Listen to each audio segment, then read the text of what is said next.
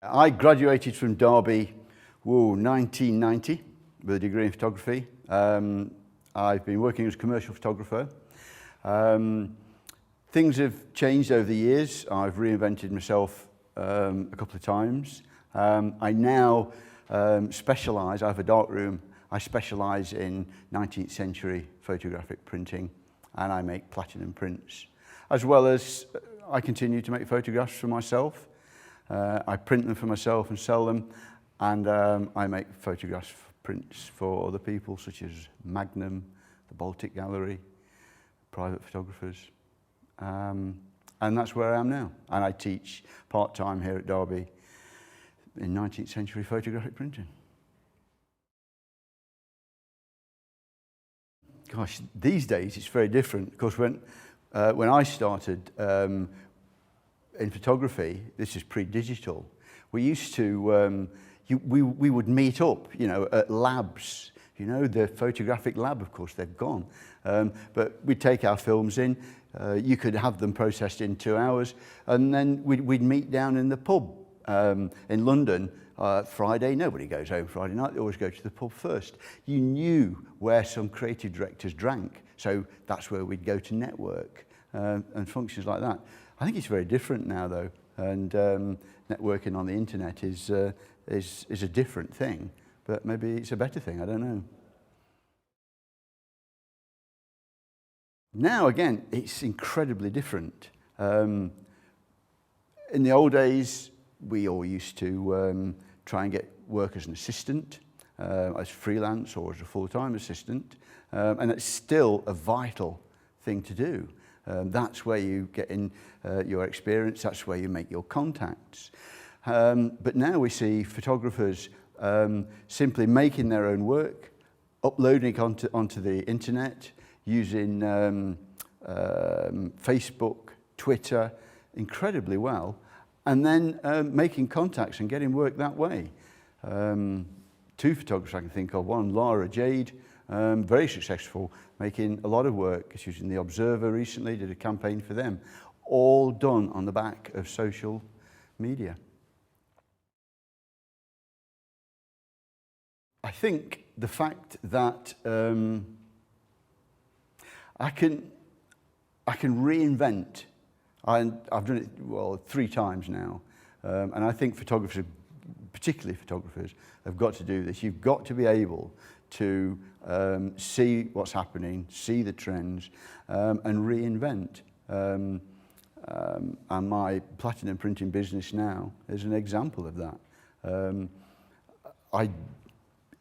I wasn't particularly happy with the way commercial photography was going, and felt that it was very much a job, and that's not why I went into photography in the first place. I make photographs because I love doing it. We did commercial work because that way we could then fund our own personal projects. But I'm afraid I didn't like what was happening. Been through a couple of recessions. Had seen the creatives in advertising agencies sacked, they disappeared. The whole industry changed a lot, and I didn't like it, and I just wanted to continue making my work. So the new business, the platinum printing business, is the way it went, and I love doing it. I enjoy making photographs to this day. Oh, everything. Followed my own advice. What would I have done differently? I think I would have had the confidence in my own work to just keep doing it. Keep making your own work for yourself, and the commercial you just do to fund your own projects. I would have more confidence. I remember once I started in fashion in London, and one day I laid out my portfolio on the floor, I took all the pictures out, I laid them all out on the floor, and I hated them. I realised I was making photographs for other people. They weren't mine. And that was a massive moment. I realised that I wasn't shooting for me anymore. I was just working for other people, and that's not the way to go. if they can manage it, if they can afford it, if they can fit it in, even if it's after they've graduated, some sort of business course. This industry is littered with the corpses of brilliant photographers who are very poor businessmen. And it's also populated with very mediocre photographers who are fantastic business people. So a business course, learn a little bit about marketing, bookkeeping, promotion, PR. God, that'll stand you in good stead. Yeah. And people skills.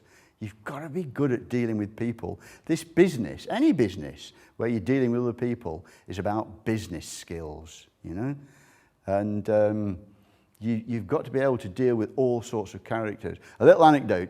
When I assisted a photographer called John Higginson, he does big car shoots all over the world. Brilliant at handling people. And I know advertising agencies will bring him in to do a shoot simply because they've got a really awkward client and they know John will be able to handle it. A lot of clients think they know better than the ad agency.